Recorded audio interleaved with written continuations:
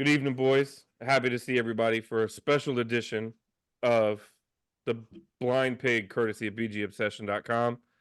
You'll see two faces here if you're on YouTube, or two new voices. Well, different voices if you're listening on audio podcast. But just as a reminder, you can find us on all major podcast platforms, Apple Music, Odyssey, all of them, as well as on YouTube. So please like and subscribe. Before we kick things off, like I said, we got Reggie and Ken on, the two knuckleheads. They were a part of a podcast not that long ago with us, sitting in as part of this mock draft. So these guys have been assigned with 2 picks in our BGO mock draft. So if they suck, you guys can go after them. But before we kick things off, Reggie, Ken, you guys want to just reintroduce yourself a little bit to anybody who might be listening or watching? Let us know where we can find you on socials and plug your podcast, because we love to send people over there. Go ahead, Reg. Okay. Well, as you can see behind Ken there, we're the Burgundy Gold Knuckleheads podcast. And just as Derek said, you can find us on all the streaming platforms as well. We try to be consistent to make it easy for even any knucklehead out there. So it's always just Google or even do a search on Burgundy Gold Knuckleheads podcast, and you'll see our logo and you'll find us there. We're on Twitter, very active on Twitter. You can find us there on our handle. It's the 2 Knuckleheads. That's DA, the number 2, and then Knuckleheads. And so always come in, tune in to us, like, subscribe on our podcast as well. We like to have a good time, man, have some fun on there and just keep it light. And I think one other part about us that's unique is Ken and I are actually both live in Dallas, which is obviously out here in enemy territory for any Washington Redskins / Commander fan. So that's a different perspective that we do like to bring to our podcast as well. So the most important thing about Reggie and Ken they are great fucking guys. We met them last year, complete strangers at the season opener, and we just loved them right out of the gate. So definitely check their stuff out. Yeah, appreciate it. So before we kicked off the mock, I did want to ask you guys, did you guys hear the story about what happened with the top 20, about 20 guys that were visiting camp yesterday? Visiting Ashburn? No. So what I haven't heard is reports and speculation and all the intrigue about what happened out there. I knew they had everybody there, including 4 of the top quarterbacks. You know what they did? They took them to Topgolf as a group. Longest drive gets the second pick. I mean, I thought no pictures have popped up. So the best I can tell, they probably rented out the whole joint. You know what I mean? Because like there'd be pictures everywhere, or they rented out a whole floor or something. But I was like blown away, like thinking, who does that? Like, it's awesome because I mean, you get to see competitive nature, you get to see camaraderie, you get to see how they work together, how they compete with each other. You know what I mean? How they get along, how the quarterbacks they're dynamic, but I thought it was outside of the box thinking. I was curious if any of y'all were as interested in it, or if I'm just... I thought it was goofy. I heard about it, and I thought, but you know what? I'm kind of in George Costanza mode, which is, let's just do the complete opposite of what Dan Snyder and Ron Rivera would have done. So I'm okay with it on that, just on those grounds. Well, I heard about it, and, you know, I some people on social media are giving them a hard time about it. Being very critical of it, because I don't know exactly what all they had these guys do other than hang out and play a little bit of golf and stuff. I don't know what they were planning to get from it. So for me, I was a little curious because, again, you're trying to get a little one-on-one time with some of these guys. You know, typically on the quarterbacks, they have them on the whiteboards and do all those kinds of things. And perhaps they still did that. But just from a bird's eye view, when I heard about it as a collective group, I thought outside of having a little fun, I didn't see the advantage of doing it in a group setting like that. So, yeah. Well, I don't know. I kind of like the idea of sitting back as I mean, Josh is an older guy, right? And Peters, and you're watching all these young guys they haven't practiced and rehearsed this. These guys have practiced and rehearsed everything that anybody has seen so far, right? The interviews, the whiteboards, the combines, everything they did was rehearsed. This is, who are these guys when they don't know what's coming next? So yeah, I got no problem with it. I think I like that we're showing some initiative and original thinking here. Is Yeah, there any truth? wonderful. Is there any truth to Jaden Daniels being voted Mr. Congeniality? Is that just a rumor? I don't know. I liked it myself. Again, it's outside of the box. It shows Josh Daniels. Josh Daniels, Josh Harris and crew all the way down are doing due diligence on anything that they can do to get that advantage. You know, whether it was going through from, again, I'll start off with the GM, the coaches, the process that they're going through to get these players. They're doing everything they can. You know, you can see people on tape. Now you're going to do interviews with them. Now they're seeing how do they interact with people that, you know, that they don't know in a, I mean, it might be an environment that some of these guys never played golf before. And are people laughing at them, or are they encouraging them? You know, it's these subtleties that if you don't know about the guy, you know, the personalities in a locker room go a long way. And again, anything that you can grab from it, I'm for it. And I, Like that. not to keep talking, I'll tell you what I'm watching. I'm watching how they treat the everyday people, the people who are serving them, Mhm. the people who are around, just who are these guys? Yeah. Yeah. I'm a big believer in the concept of if you do what you've always done, you get what you've always gotten. Yeah. And right now there are not a lot of guys left on this roster that I'm okay with having gotten. So I'm willing to try something new to get some guys that maybe I wouldn't have gotten before. I don't know whether it works or not, but I applaud the fact that somebody at Ashburn thought about doing something new and innovative. And I think I hope Peters drove it it. gave I them think what they were Peters- looking for. I think it's all Adam Peters is what I heard through the grapevine. So All right. I think well, they with- did. I think they did something similar in San Francisco, which is apparently where the Yeah. idea came from. Yeah. And like I said, I didn't like it or I didn't hate it. It was just more of, it was different, and I didn't understand the rhyme or reason behind it. But I'm sure, as I've said all along, anything these guys are doing until they show me something that that I don't trust that they're doing, then I'm going to trust and let them do it. So if they thought this was the great way to kind of evaluate these players, including all these top quarterbacks, hey man, I'm all for it. yep. all right. Well, then let's kick off this mock draft. So in years past, Reggie and Ken haven't been a part of this, but they're new to the squad on this one. But we run a mock draft simulator. We've already run down the notes, but just for everybody else as a reminder, run down a mock draft simulator. Each person on here has been assigned a draft pick, which means they have final say on that draft pick. We don't know who that person ahead of us is picking or behind us, so we're gonna have to do this thing on the fly. Obviously, we're not gonna pick 9 linebackers. You know, and multiple Wait, other. what? We're not? Yeah, that's Mark's wet dream. But we might pick 9 quarterbacks. Because, you know, we never have enough cornerbacks. That's true. That's true. We put it up on the board for a BGO vote to vote who the number 2 pick would be. That way we take it off the shoulders of any of us on this podcast. The results for that are in. So without further ado, let me kick this off. Let me know when you guys can see my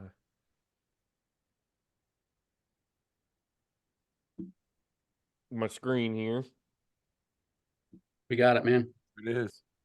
All right. So obviously Caleb Williams went 1 overall. BGO voted. BGO came through, and Jaden Daniels is the pick at number 2. Boo. No, I'm just kidding. Hey, I am this curious. isn't the I'm gonna Jets. This isn't the Jets here.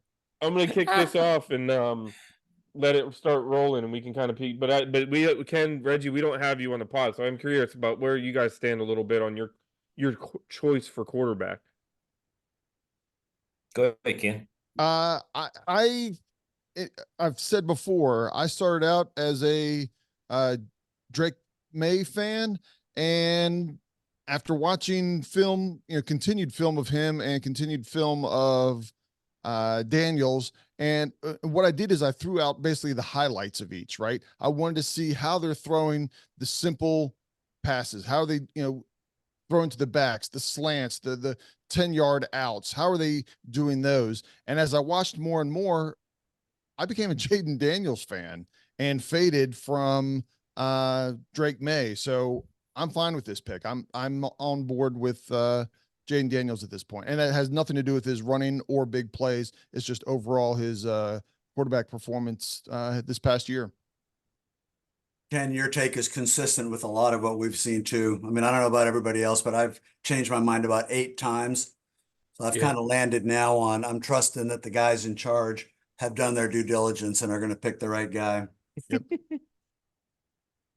So we rolled through. The number 2 pick has been made. Obviously, we've run through. Now we're at 36, and this was up to the knuckleheads. I'll let one of the two of you, if you want to make a pick.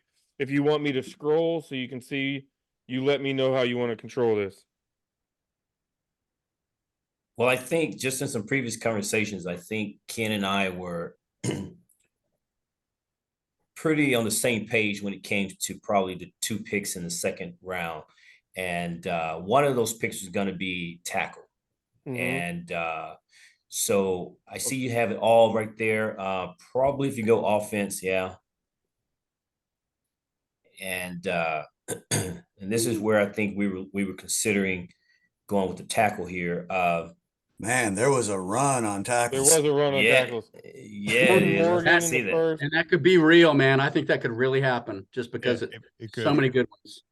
Yeah, there's a lot of talk about if Washington wants to get one of the top ones, they're gonna have to trade back into the first because even like the high 20s or the low 20s, depending how you look at it. I think Sua Matea could be a guy that's what you saw in the mock here. You almost had a shot at him. That kid's a beast, man. Yeah. I was hoping he was going to be there at 30. Wow. Yeah. Man, what He a might be run, in the real thing. Based off of the run, that probably means there wasn't as much of a run on wide receiver. Can we see the wide receivers? Yeah, there's some love there. Yeah, there is. Okay. Wow. Okay. Several guys we talked a lot about.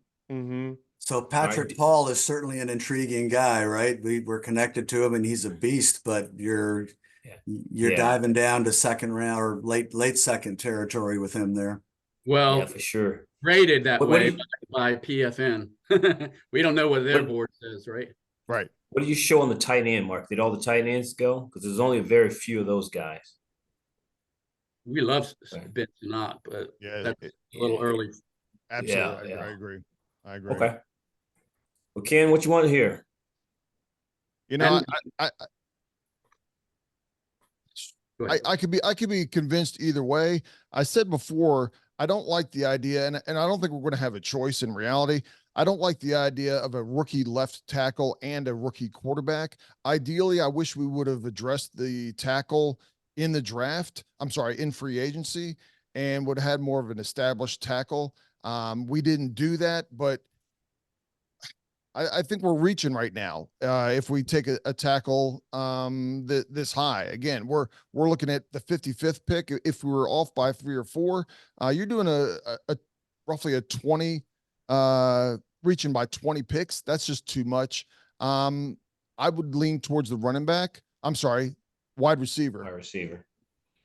And again, it's still going to be a little bit of a reach, but it's hard to go wrong with Ladd McConkey. I think he's going to be a special player in this league. Reggie, I don't know how you feel. You can chime in on that. Hey, Derek, hit the overall. Who's the top rated on the board still? Any position? Center out of Oregon. We need a safety bad, guys, I think. I'm just throwing it out there. And the only thing about the McConkey that makes me nervous is he's another short. We already have that player to an extent. Yeah. He's a short guy. We don't have a red zone guy. We don't have a big physical wide receiver. That's the only thing I would say about him. I'm just throwing that out there. I mean, he may be a great player. If you're looking at that, Keon Coleman is interesting at 6'3", 213. That's a big boy.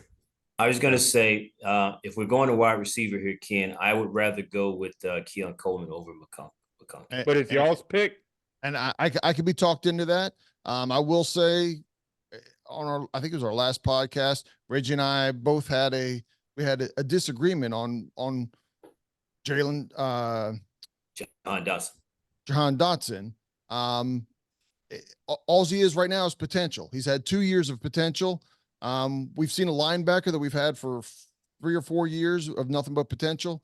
But I can be talked into Coleman. You want to go ahead and lock that in, Reg?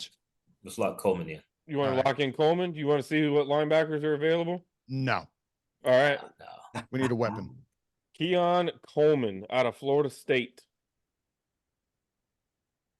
Boom. And just like that, we're on the clock again. That's the other thing I was going to say about Paul is that we're going to have another pick coming up pretty quickly. So, Get rid of that trade block and put it on all so I can see who's out there. Oh boy, Go I tell Knicks. you, I man, we think- I really think you should that go was, Bo you had Nix. you had your heart set on a tackle at 36, and then you were going to go wide receiver at 40, weren't you? well, I don't. I mean, I I guess was. what I would have said a minute ago is, if not with the 36 pick, win on tackle, because Right. it's not going to get better. I guess the idea is that, you know, that tackle's still sitting there, Paul or whatever. Absolutely. Yeah. The tackle's just the Paul's same still tackle there. was available. Don't click anything. I didn't say click anything. Scroll up for me again. And I'll just remind us all that we've spent a good part of the offseason talking about how when you're really drafting long-term and looking to build something, you don't draft for need necessarily this early on, particularly with the kid. Bring in good football players. So that's a good balancing act to try to, you want to get the positions that we could use more help on, but you don't want to pass on good football players at other positions either. Derek, show me the guards. So Mark, would you have gone differently at the 36th spot? No, I don't think so. I didn't see anybody that I would have jumped up and down if there was someone I thought that we couldn't pass up. Is Graham Barton already off the board? I think if you go back on the right-hand side, Derek, you can do a search. Yeah. Go scroll up. Yeah, scroll. Yeah, there you go.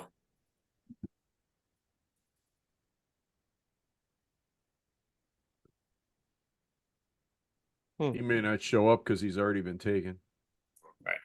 Yeah.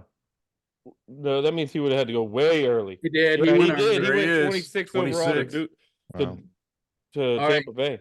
I mean, I don't know, guys. I'm really hesitant to take a tackle here because I know we need one. Yeah, but you pigeonhole yourself. We got John, just to I I will know- endorse you, because if you look at the tackles, we've had a top 30 visit with Rosengarten and with Magaji. All right. Well, go back to all for me, please. I'll make a pick here at some point. This is why we do this, man. This is what they have to do. Go to Well, there was defense. a lot of talk about them also. We signed Lucas as a swing tackle.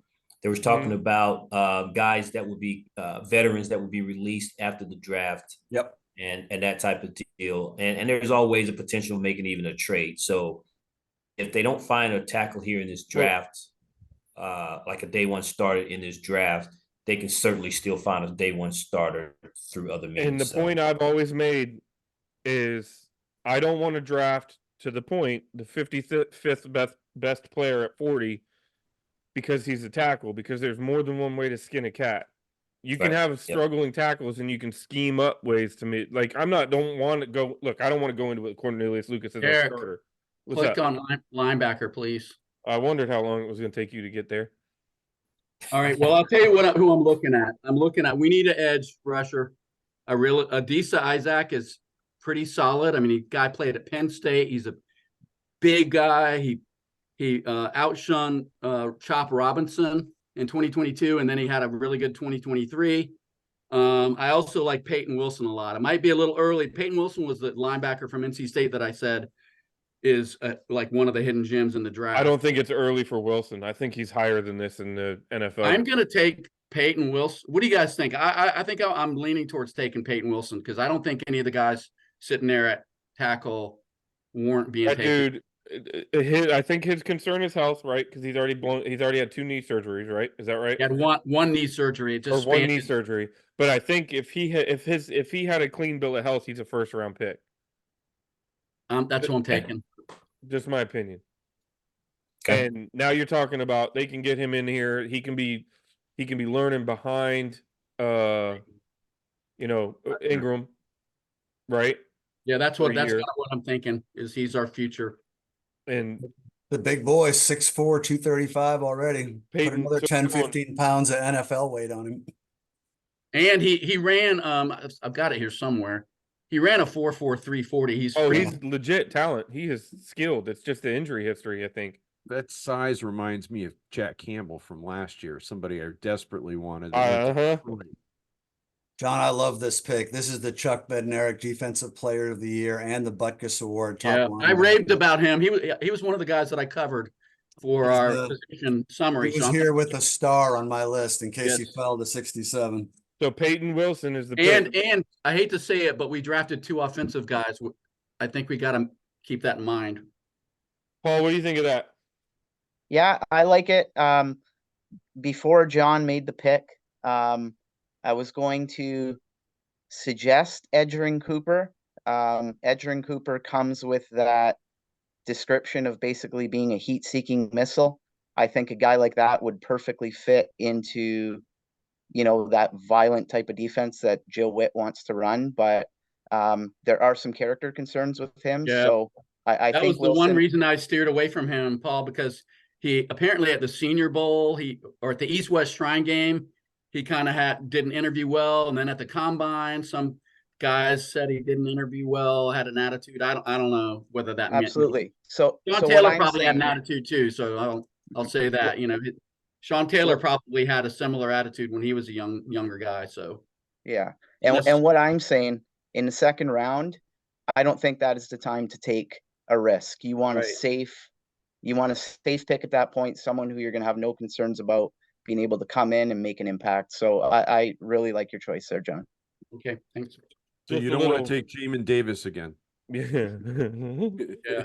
Just a little recap. Since the 40th pick, we saw Ladd McConkey come off the board. Zach Frazier was another name I had circled in the second round. Cedric Gray, he's a little undersized though. Cooper Beebe, the guard out of my brain just went blank. Anyways, Junior Colson, that's a guy I've got circled big time. That's like, I love that dude. The linebacker out of Michigan. Tez Walker, there's your boy Mark. You had him in your wide receiver pod, as well as Max Melton, and then it looks like Franklin and Leggett fell. So Leggett fell, and what's interesting is Michael Penix is still on the board, which I find interesting because a lot of people feel like he could creep into the first round. You gonna go Kirk Cousins again? Gonna double down. That's right. It's interesting. It's just interesting though. On the clock now is Mark. All right. Well, I was going to try to introduce some drama, but I'm not. I know exactly who I'm taking, and so do I. Will. I know you're taking. We are drafting a tight end, gentlemen. I went and spent some time on Ben Sinnott today, and watching some YouTubes and pulling up his numbers and all that. And I like to look for a comp. That's how I remember guys. My comp for this guy is a bigger, faster, stronger Chris Cooley. When I watch him play, he is making catches in traffic. He's not he's not going to blow you away with his athletic ability, but he just gets the job done. He is, let's see, he was a walk-on in 2020, 12 games in 2021. By 2022 was first team all Big 12. And then in 2023, third team AP All-American. He had been a fullback for his blocking ability too, which, here's a guy, an actual tight end who can block and catch. It's kind of a throwback thing these days. Led the team in 2023 with 676 yards, 49 catches, 6 touchdowns, starting 12 games. He's just a production kind of guy. And I see him, if not full-time, starting early. This is a guy who's on the field 50% of our plays as a rookie. I think he's a solid addition. Benson, boom, make it so. All right. Well, I guess it's my turn. No, though I don't need to know the heart healthy. We gotta So chip in to get him the ad-free version of this. I see a name I like there. there's a couple names I like here. I'm excited. Couple guys that came off the board here. Trevin Wallace was a name that I was curious about. That guy, you said heat-seeking missile. That guy's a bowling ball, and apparently he's got elite speed. Roger Rosengarten, we had him in as our at tackle as one of our top 30 visits, if I'm not mistaken, right? I could finish when the Roman Denver. Wilson to the Jets. Yep. And Will Shipley is a guy I think is being slept on. I think that guy's going to be a weapon in the NFL. I don't know that he's going to be Christian McCaffrey, but I guess it's my turn. Before I do this, I want to see.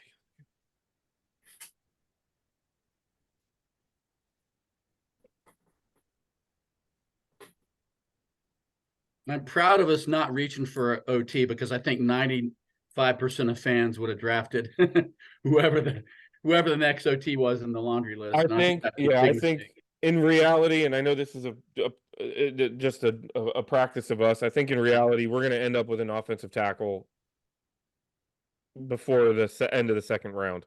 Well, I think if we do trade up, that's why we're gonna trade up. Right. I'd be shocked if we don't end up with an offensive tackle pre-second round. I think Derek, that. did you list the remaining OTs already and I missed it? Yeah, it's. So one of the Karen reasons Imagine- Huh? one of the reasons I was asking about Graham Barton was I'm not sure he's not a tackle. I know that everyone wants to move him to center or even guard in the NFL, but the guy he's got short arms, right? So of course he's T-Rex. He can't play left tackle for us. I think that's overblown. He's 6'5", 313. I think if he'd been there, I would have picked him and said, hey, you're going to be a tackle until you prove you can't be a tackle. So I think there are some guys that are penciled in as guards on this list that could play tackle. Hey, Paul, I need an assist from you on how to pronounce this guy's name. Yeah, so Derek, I was just going to make a comment in regards to Kyron Amagaji. Oh my gosh. You mentioned it earlier that Washington brought him in for a top 30 visit, so obviously there is some interest there. On the offensive line podcast that we had, Amagaji was one of the guys that I previewed. He's got that prototypical look of what a left tackle should look like. He screams left tackle just based on his build, based on his ability. Now, the thing with him is a lot of people think that the fact that he's played at a smaller school, played lesser competition, so to speak, he's going to need some time for some development. So I guess one of the things you factor in there is, can a guy like Cornelius Lucas maybe hold down the fort for you for a half a season, 3/4 of a season, or what have you? But I mean, this is a guy that has a lot of belief in himself. He's a guy that certainly can be viewed as someone that long term could be an awesome prospect at that position. So I don't know. One of the things going through my head this whole time is how many Redskin fans, Commanders fans are jumping off a ledge right now because we're at pick 100 and we don't have a left tackle. Me, I am. I am standing on the ledge, Well- leaning in the wrong direction. But that's unfortunately how the board is played out, right? I don't know that anybody would have been we're not taking. Would you have been preferred to take Patrick Paul over Keon Coleman or Peyton Wilson or even Ben Sinnott? Well, one thing that this is not taken into consideration is there would have been, whether Washington trades or not, more than likely there would have been other trades with other teams, and even some of the guys, tackles included, that we like would have fallen, right? So, but in this particular, we're not accepting any trades or anything. Right. So I think it was a run on tackles, and it just wasn't any guys. We would have been reaching, I guess, at that spot. So if, just for argument's sake, if we're at 70, we're at 78. Yep. If we don't take an O tackle here, who are the guys that are too good to pass up here, since we're not trying not to reach Yeah, I would Marshawn go out Nealon. Marshawn Nealand, and then the other guy would be Javon Bullard, the safety from Georgia. Those are two guys that jump out at me. I'm not saying that we shouldn't take the O tackle. I'm just throwing that out there. Bob, what were you trying to say? Well, what I was going to say was, we're working off Pro Football Network's rankings. Mhm. We have no idea what our board looks like. For all we know, Patrick Paul is player number 35 on Adam's board, That's true. right? Correct, and correct. and picking him at 36 would have been a steal as far as Peters is concerned. So we're a little hamstrung by that. We kind of got to go with what we got to go with. The thing I would say is we talked a lot about mahogany too in our offensive line pod. Yeah, I So, believe John had wood for him. yeah. Oh, the dad jokes. Don't remember. Oh. All right. Well, All right, brother Paul, time to make a decision. actually, it's me. What No, it's not corners me. are available? Can we look at corners just real Oh, quick? I'm sorry. Yeah, that's something we haven't even talked about yet is cornerback. Yeah, I don't see any of the guys that I know sitting there. But that doesn't Yeah, mean Cam Hart, I think, is going to be a third rounder. I don't think he's going to be 128. I think he's going to be higher. Yeah. But that's just me. But I'm not gonna take a tackle, but I'm gonna put a little bit of mind at ease here, guys. All right, I am gonna go O-line. And I'm not going mahogany. I'm gonna go Cedric Van Pran out of Georgia. Okay. 6'4", 298. All he did is in 2021 was play 15 games, win a national championship. 2022, play 15 games, win a national championship. 2023, 14 games, first team All-CC, second team All-American. And he was a finalist for the top center in the country. Tyler Biotish was brought in. He's not the long-term guy. I think he's on a 3-year deal that is actually a 2-year deal. Yeah. This guy could be our center. This guy could be our next, Chase Rouillet, a guy that is just quietly here for the next 10 years, just runs the offense through him. I will say that I would have liked to see some experience at guard also, so you can get him in day one. You know what I mean? He can be competing for a guard position and then learning on the field with Biotic. But this is a dude. Might be a little early for him in reality, but according to this mock, we're right where we need to be. So Cedric Van Pran out of Georgia is my guy. Well, I love it, Derek. 100%. If you would, the idea of actually attacking the offensive line and adding layers and adding depth, completely sold. So that begs the question, what are you doing with Stromberg? What? Yeah, What are you that's doing what I with was going to Stromberg? say. He got to earn a spot on the roster like everybody else does. He doesn't mean anything anymore, right? Well, no, I'm aware of that. That's just one of those few positions on the team where theoretically, on paper, we're already too deep, right? Mhm. Theoretically, we don't necessarily know what we've got in Stromberg, and maybe the front office has already made their mind up that, he's probably cannon fodder unless he does something crazy in preseason. But Right. I'm just saying, third round draft pick and we brought in a top free agent. Theoretically, we're too deep. So Say that again. I like the sound of it. too deep. Yeah. When was the last time you said that about our offensive line? Stromberg played guard too, didn't he? That's what she said. He does. Yeah. Thank you. Stromberg Yes. was a guard before he was a center. He only finished his career as a center at Arkansas. So you Well, wonder if he and can be a guard more than a center. Well, and his only snaps on an NFL field so far have been at left guard Yeah. before he got hurt. So we've rolled on. We're at pick 100 now. Jatavion Sanders fell to 95. That's my dude right there. That's my tight end. I've got his name circled in bold. If he's there in the second half of the third round, I'm going to be excited. So in terms of needs, just to we have not picked an edge up. We have not picked I'm not saying the needs are correct. Derek, But- click on my picks. There you go. Yeah, we have That's not what we've picked. got. We have not added a corner, a safety, or an edge rusher again or Or obviously a not. tackle. Right. Not to say that matters, just saying. So this pick is the knuckleheads. You guys can have a few. Let me know if you want me to move around, what you want to look at. I know Paul is hyperventilating right now based on what's going on with the board. I'm sure of it. Oh, why is that, Paul? What's happening here that you don't Because like? the guy Well, we were my- just talking about, Amagaji, fell. He's on the board to tackle. Ken He's and there. Reggie, put it this way. My screen name on BGO is Canadian Hog. So that tells you all you need to know about what positions I prioritize. That's no problem. Okay.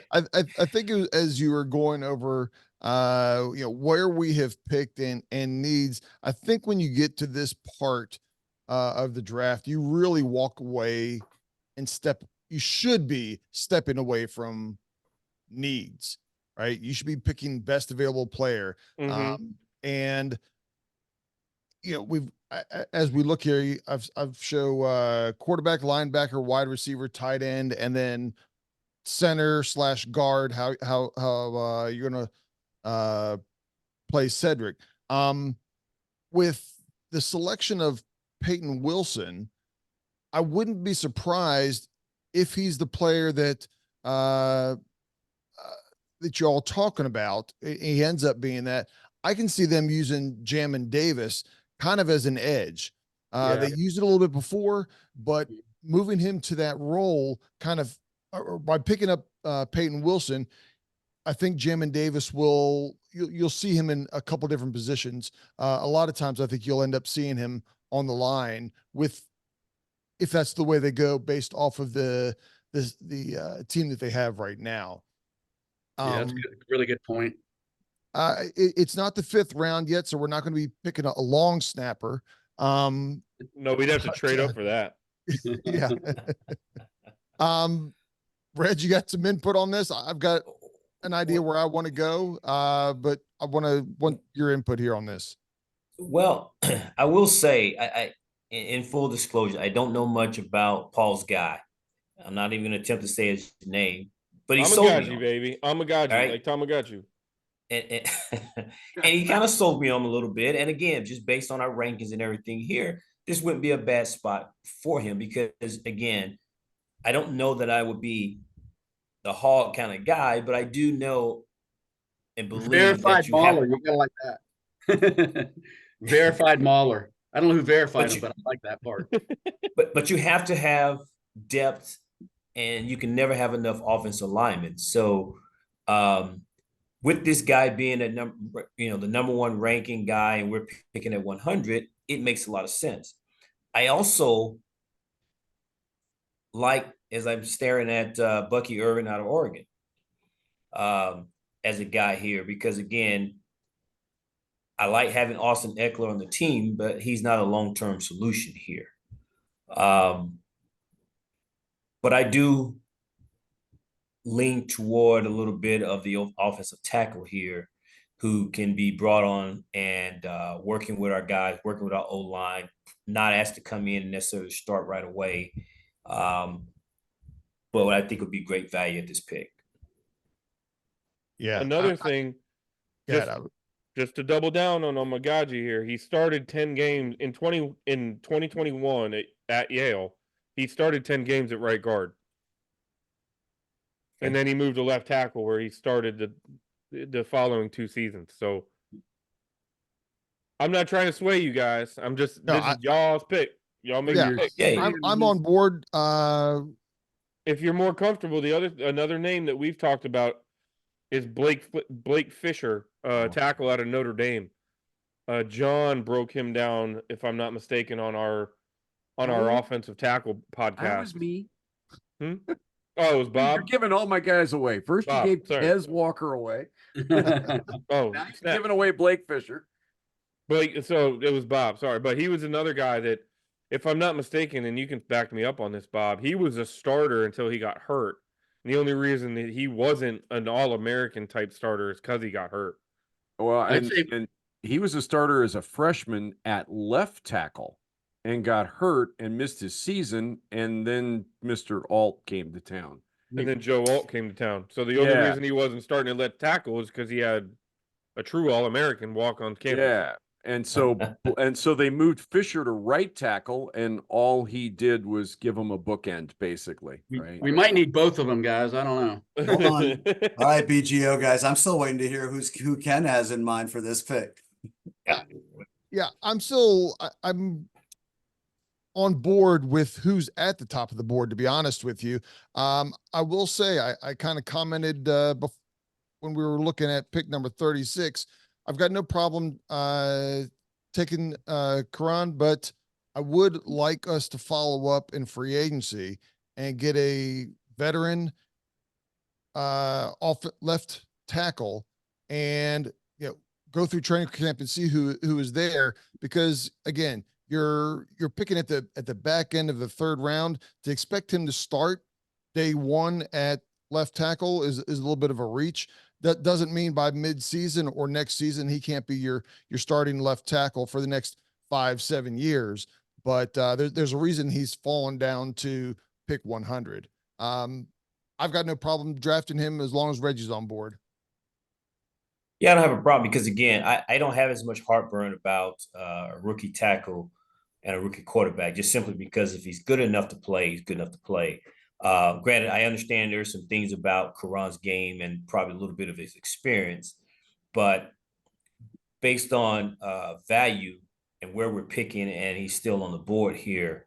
And again, you can never have enough linemen in camp, and trying to get guys and just see if the cream rises to the top here. So I'm totally fine with Karan. Let's So be real. Jaden Daniels going to be running for his life, no matter who's at left tackle. So. Let's hope not. Let's hope not. That's back-to-back offensive linemen. Hey, Paul, did I miss this in the conversation? Did Karan play right tackle as well? Does he have that kind of flex? He did, but at the next level, he is considered to be someone that is basically going to be a pure left tackle. He's a high upside pick. He's relatively new to football. He's a guy that didn't pick up football until like high school and started taking it seriously type thing. You're picking this type of player based on his ceiling. And from everything that I've learned about this guy, he has a very, very high ceiling, but you're going to have to be patient with him. Yeah, and I don't know how much you guys listen to Mike Golick Jr. and he was talking about this kid too, and was just to kind of reiterate what Paul is saying. But he liked that he was, as the report say, he was kind of a mauler. So we'll see. We're going like Amagaji at 100, right? He's got to have some brains, right? He did get into Yale. So there's the tackle. Praise the Lord. Now we can show our faces on the If board. nothing else, we won't get as brutalized on Yeah, Twitter. that's right. Yeah, but hey, if you want to, I mean, looking at the board, that kind of worked out perfectly, because you're taking him there at a value. We could have taken him at 78. Right. You know what I mean? But we're taking him there. It makes more sense. All right, so now at pick 139 is Bob. I'm not giving this one away from you, Bob. And there is like the only name on there that I recognize is Stover, who I was down for in the tight end pod, but we've already taken a tight end. That doesn't mean shit. Yeah, do we have a tight end on our team? If I'm taking a second tight end, they brought in the other guy I was down for on the pod, and that's Wiley out of TCU. He was there for a top 30 visit. And I think he's later. I don't know. Scroll down. I've seen him right in this range, but there's a bunch of guys left. No, he's gone. Is he I thought we gone? talked about Javon Solomon at some point. Did we? I thought we did, but It's freezing up. It doesn't like us. No, it thought I hit the. Take a look at What's up? defense and cornerback, because we haven't taken one of those yet, and I firmly believe we will. And this is the kind of time of the draft where you might find that little stud running back, the explosive third down Yeah, that's the another backfield guy that we possibility. don't have. And I suspect we'll be adding more than one, either late rounds or undrafted free agents or both. Here's Hey, my guy, MJ Devonshire. That's my dude.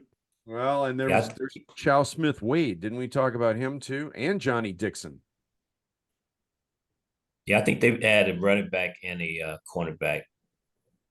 We in talked late about in this Chow draft. Smith Wade also. Yeah, that's what I'm saying. Yeah, we talked about Wade. We talked about Dixon. We talked about Devonshire. So I mean, there's three guys right there. What do the running backs look like, Derek? Because we really didn't cover running back. Estime is interesting. That guy's a home run threat every time he touches the ball. So I've got my write-up on Chow Smith Wade, Washington State, 5'10", 184 pounds, ran a 4.54 40. Very quick. He's just a super quick kid. Did really well at the Senior Bowl. He can play man zone, press coverage. He got a nose for the ball. Yeah. Probably a nickel at this level.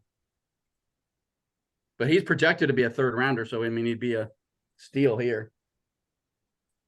You know what's funny is the vast difference I'm seeing on various sites once you get past 100.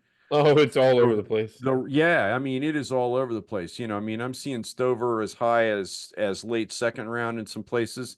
Here he's all the way down at 105, which is effectively, you know, you're talking late, what, fourth round now is where we are. So, Well, here's the other thing to think about, Bob. Before you totally give up on the tight end, is to the point. Do we have one on the roster? No. And to the other point is how many two tight end sets and passing situations are we going to see? no, we do have one on the roster. We've got Ertz. And we've all been, and I say we all, I can't speak for Reggie and Ken because I don't know what you guys think, but we've all been intrigued with who's the big guy that got hurt this last year early in the Rodgers. season. Armani Rogers. Yeah, Armani Rogers. You know, we've all been intrigued with Armani Rogers too. So, I don't think there's any way they draft two tight ends, but just to be real see, and about that's kind of how I'm feeling, John. I don't think they go two tight ends. I think we're down to the point now. This is Go your back to- draft. Your Yeah, draft, board, let's- not theirs. I They know. might Let's draft go a back to- running back. They might well draft a running back. That wouldn't shock me.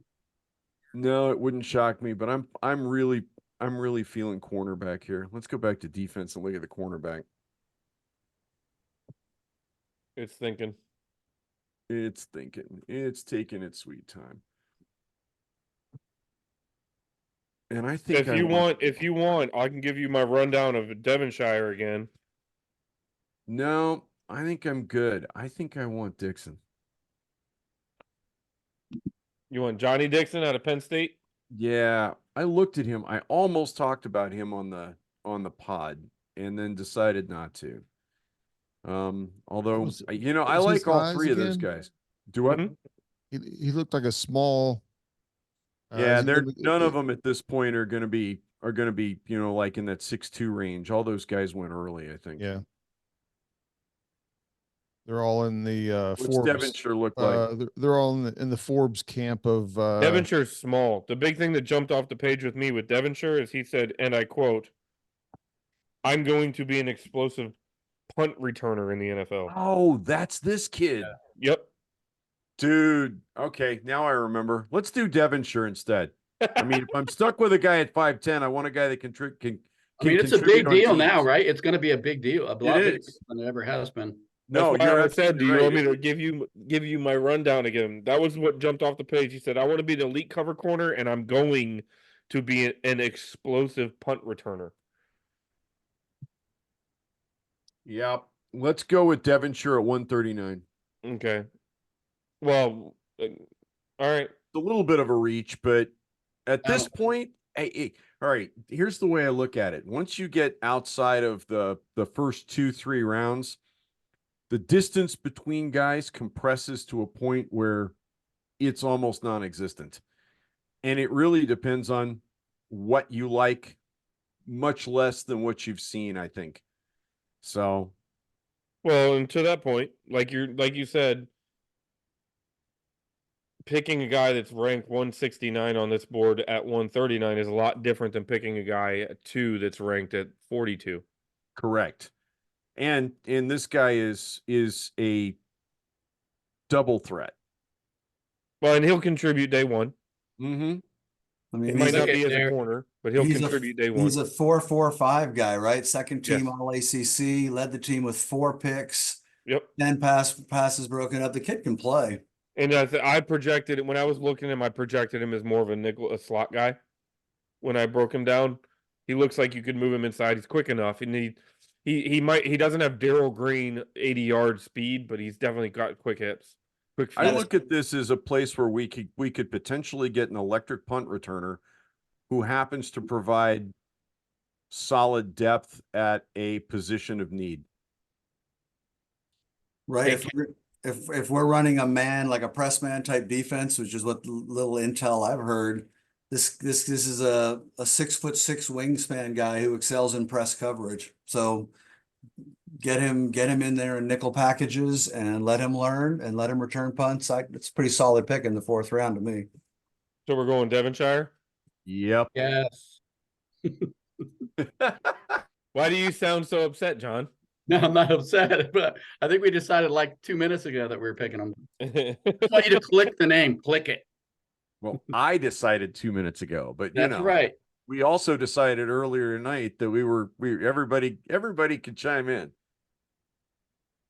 And we're back on the clock. We would never trade with you, Philly. Reject.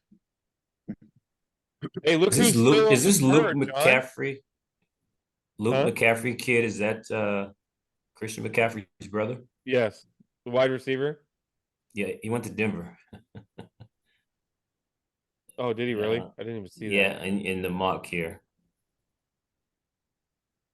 that. Jalen Wright did too. Estimate of Buffalo. That's an interesting play. Oh, Luke McCaffrey. Yep. Yeah. Paul, you're on the clock, brother. Yes. I Click it am to on the all, please. clock. He sounds excited. They're big uglies on the Look who's board. still look who's still on the clock, or look at some of the names that are still on the board here. Yeah, there's some pretty intriguing players there. I've ran this simulator about 100 times, and I was really hoping that Jonah Ellis might be still available. We definitely need some edge help. We have a few guys that are on 1-year deals, I believe, in Cleveland Farrell and Dexter Fowler. We might want to look at that position. I don't know Right what there. is available currently at the edge position. Who's at edge, Derek? Come on, wake up. There we go.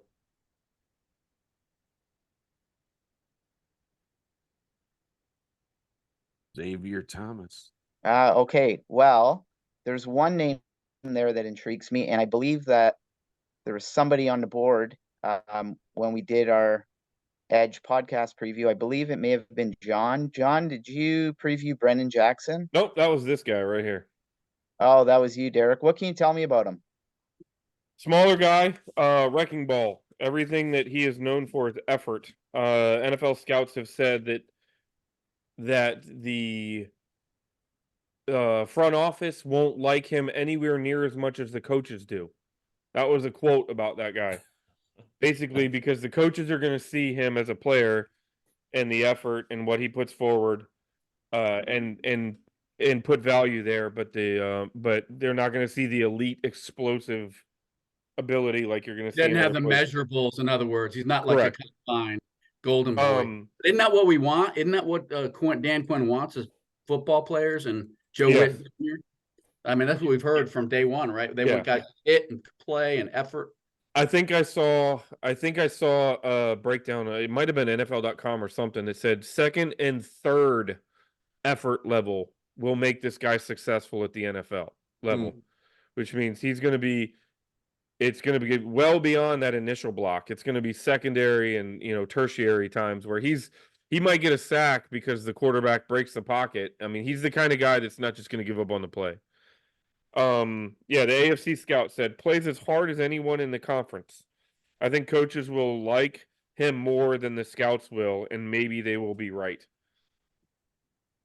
Now, Um, now, now, I mhm. guess one of the other things that we need to consider here, because I believe this is our next to last pick. We don't pick until, what is it, 222 again? 222, Yeah. 7th round.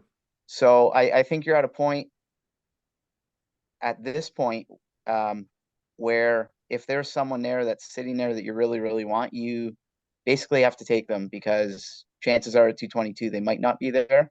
Mhm. The The other guy other- that kind of caught my eye, and I think he's still available. Now again, it's another offensive lineman. I think Zach Zinter is still there, is he not? Yes, he is. I circled him when it came up. Okay, so Zach Zinter, I mean, that was a 4-year starter at Michigan. The guy has 42 career starts, coached by a coaching staff that is going to prepare him for the NFL level. We're talking about a guy that's a team captain.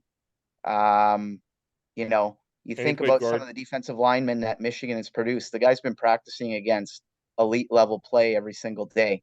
I did some reading on him and dug into him a little bit, and apparently he was projected to be like a potential day 2 pick, but the guy got a pretty serious leg injury and didn't participate in the combine. So I don't know. Do you take a flyer on a guy like this at this point in the draft? I don't think he's a flyer. I think he walks any challenges for guard in day 1.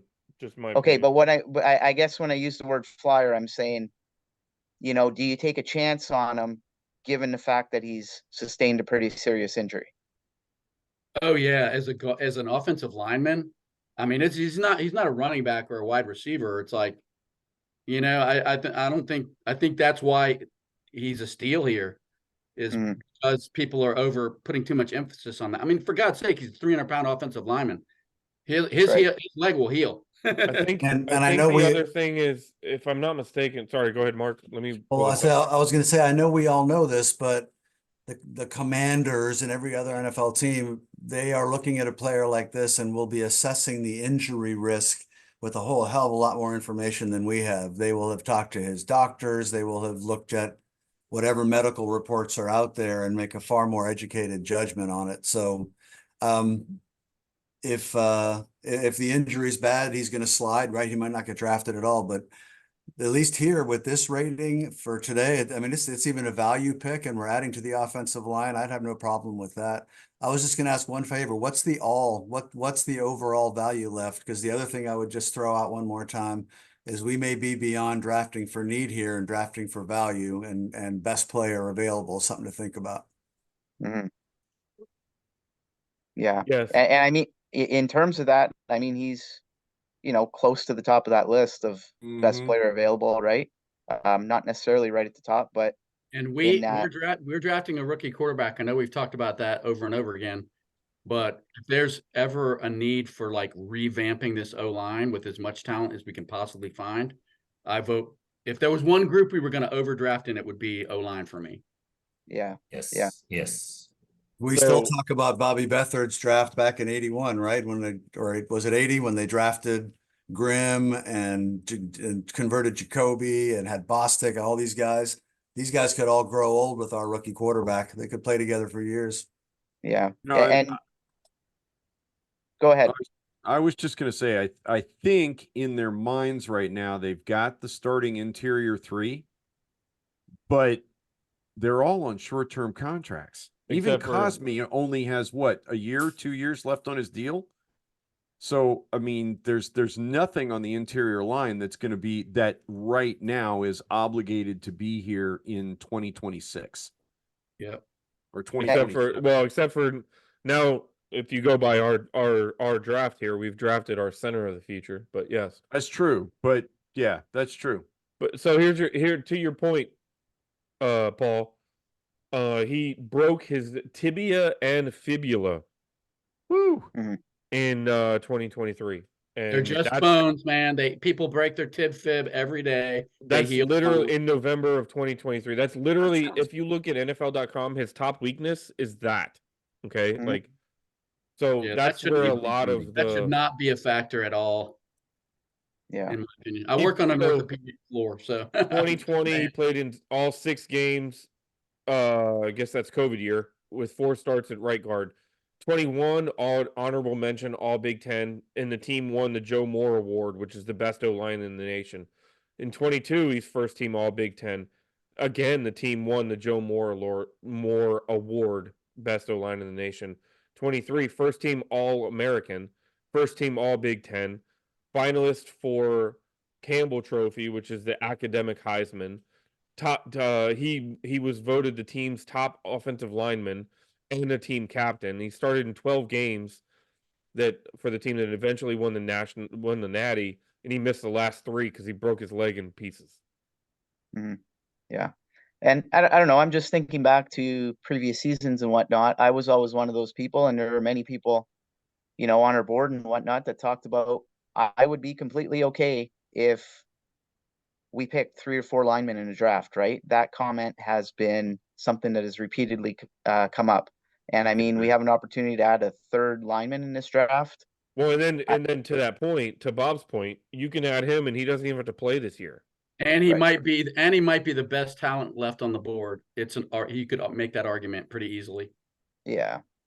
I'm very comfortable with making that selection here. I didn't think he would be there, but let's do it. Zach Zinter, Michigan. Yes, sir.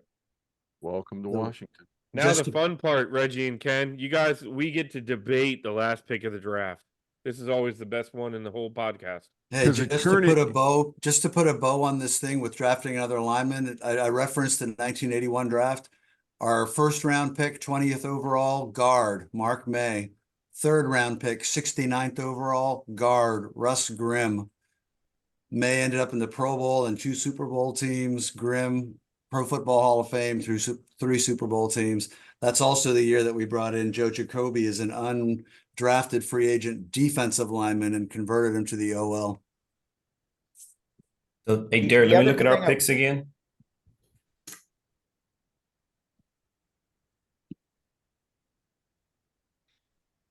This is actually I'm kind of digging this draft a little bit. So, Derek, let's go through. Can you read the names just for the audio folks out there? Yep. Number 2 overall, BGO vote Jaden Daniels. At 36, Keon Coleman, wide receiver, Florida State. At 40, Peyton Wilson, linebacker, NC State. 67, Ben Sanat, tight end, Kansas State. 78, Cedric Van Pran, offensive center out of Georgia. At 100 is Kyron Amagaji, offensive tackle, Yale. 139 is MJ Devonshire, cornerback / punt returner out of Pittsburgh.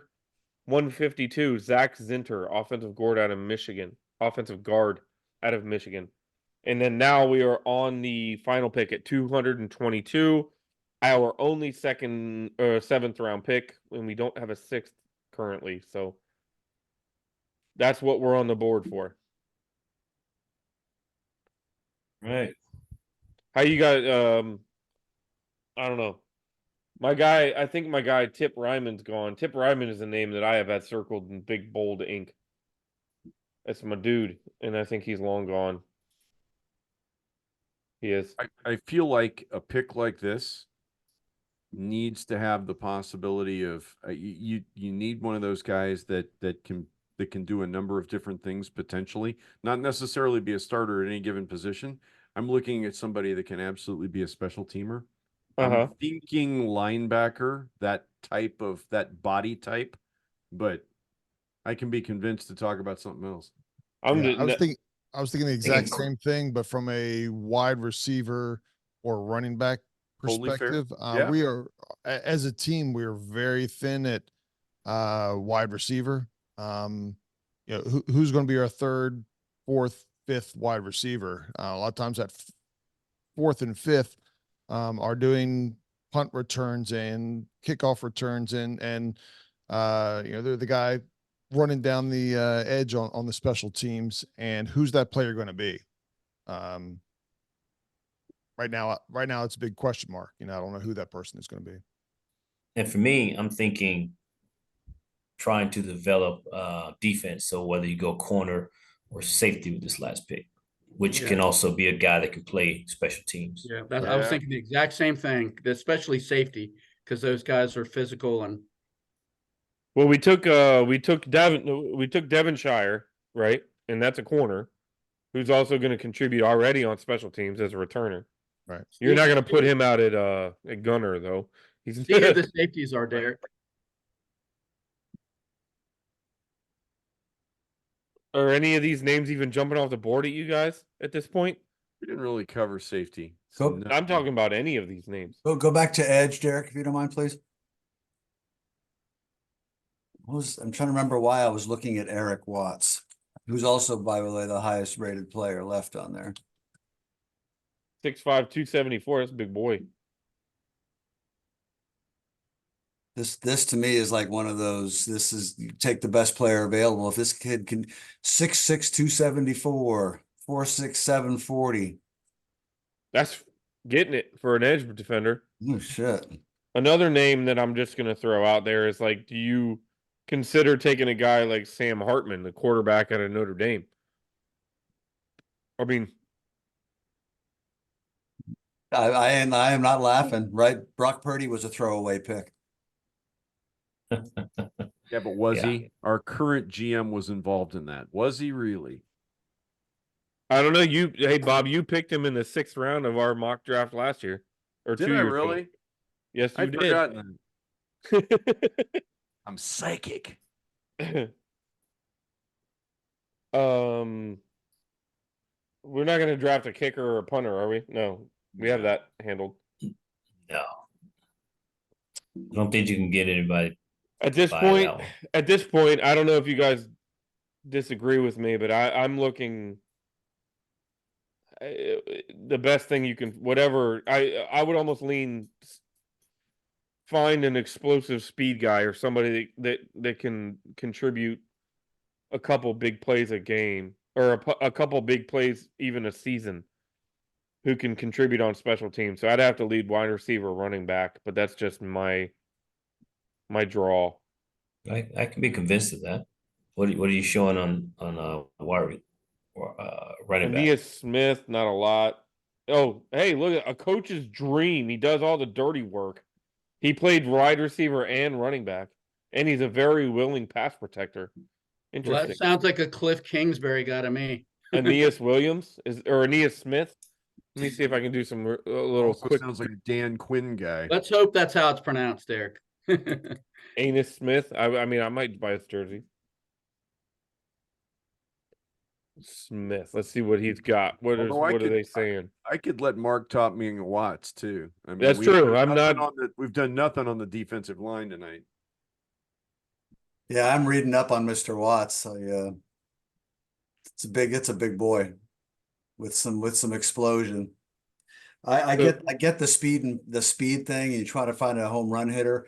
Mhm. The other side of that same argument is you bring in big sons of bitches who you can rotate in the line, keep it fresh. We know Dan Quinn's going to want to rotate defensive linemen, and that's what we do and bring them in waves.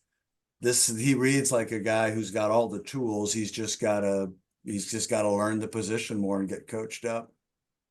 And another guy we talked about, and I'm not saying to pick him, I'm just throwing it out there. Another guy we talked about that is still there if we're talking edge is Gabriel Murphy out of UCLA. I think he's still on the board. He kind of fits into like a Quinn defense based on his versatility. He's one of those guys that can,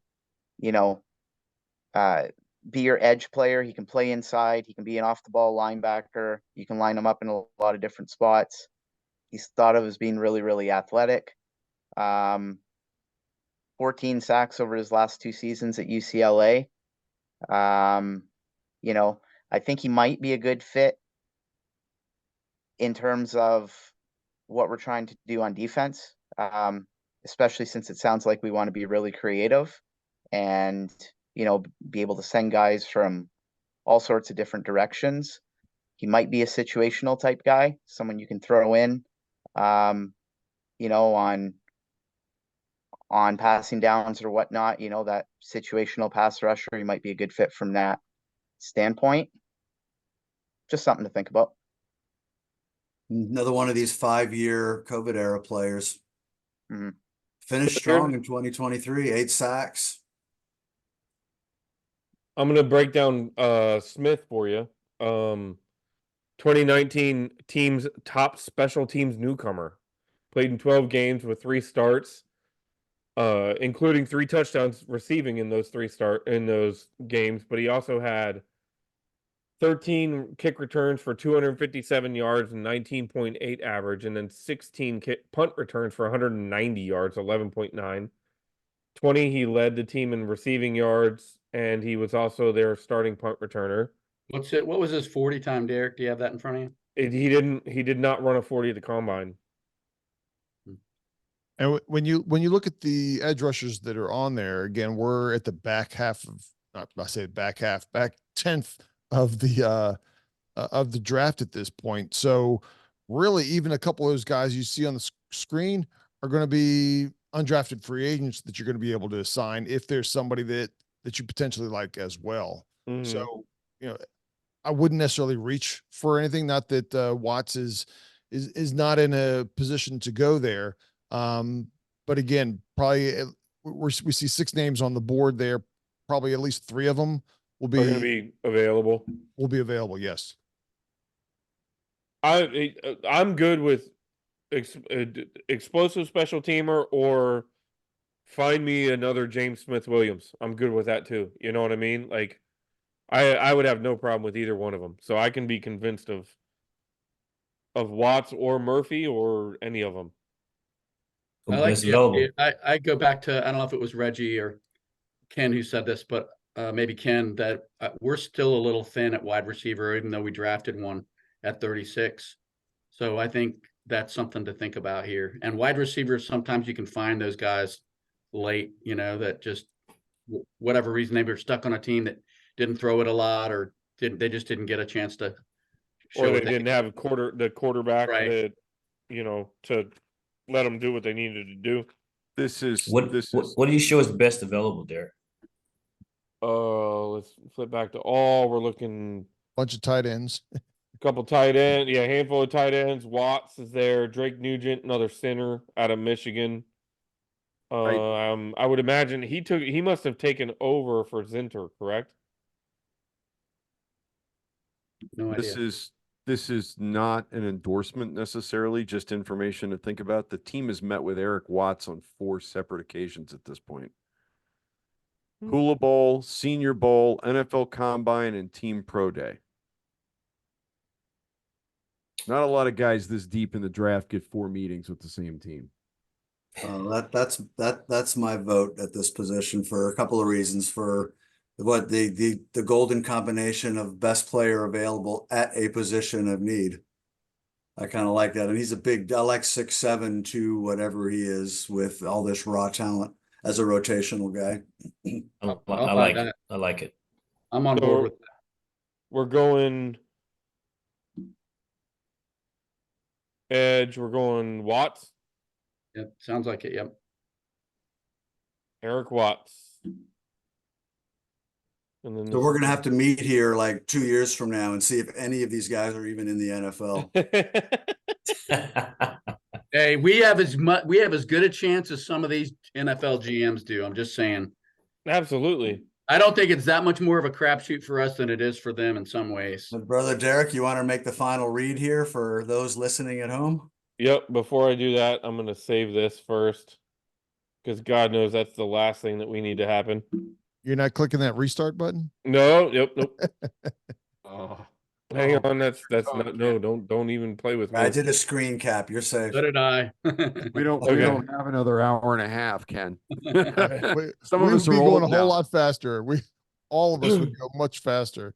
I don't care what you guys think. I'm taking this player here. Yeah. Truth. That was my plan. That was Dan Snyder, right? Walking up to the board saying, "Oh, that guy." Wait, let me get off the yacht for a minute to make my pick.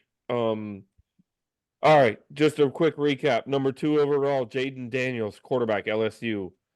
36th overall, Keon Coleman, wide receiver, Florida State. 40th overall is Peyton Wilson, linebacker, NC State. 67th overall, Ben Sanat, tight end, Kansas State. 78th overall, Cedric Van Pran, center out of Georgia. 100th overall, Kyron Almagaji, offensive tackle out of Yale. 139th overall is MJ Devonshire, cornerback out of Pittsburgh. 152nd is Zach Zinter, offensive guard, Michigan. And then 222nd, Eric Watts, edge rusher out of UConn. I think we could make some Hall of Famers there, Ken. What do you think? How could they not be? At least right. 2, maybe 2.5. Hall of Famer in our book, at least. Hey, let it be the quarterback first. We can deal with the rest after that. I really hope that second pick is not as daunting for the team as it was for us, because that I feel bad for you guys, and I feel bad for myself because I had to follow up right behind you. Because you guys, that Number immediately 36, you mean? Yeah. I think that's going to put them in a tough spot if there's that kind of run on tackles. Mm-hmm. There's a really good chance, right? And I've seen several mocks on like NFL Network and all that have us trading back up into the 20s. One of them keeps popping up today to grab like a Marius Mims out of Georgia, like 26 or 25 or something like that. I think that's a very realistic possibility. And one of the advantages, not only getting the player, but if depending on what the cost is for you to move up, if it's not too bad, what you end up picking up is that 5th year option. Which if he's a player, you're getting that 5th year at a reasonable price before you have to pay him the big contract. So, if you think that guy is going to be there for the 5 years, then definitely make that move. Unless he makes the Pro Bowl, but that's a really good problem to have, wouldn't it? Yes. Oh, absolutely. Well, this was fun, gentlemen. Let the beatings begin on social media. Absolutely. And on the BGO board. Yeah. Oh, all right, fellas. Well, everybody listening, thank you for hanging in with us. This is something that we all enjoy doing every year. Make Please sure you check out the Burgundy and Gold. Make sure you check out the Burgundy and Gold Knuckleheads on Twitter, Facebook. Check out their podcast. Thank you. Apple. We're on all the streaming all the streaming platforms. So. And I, if I may, I suggest that we do a follow-up on this maybe the week after the draft and just run through and see where our guys ended up and who we ended up in those picks. That might be kind of fun. Yeah, absolutely. Gents. All right, Knuckleheads. Appreciate y'all coming around, hanging out. It's been fun. Absolutely. It was fun, guys. Thanks for having us again, as always.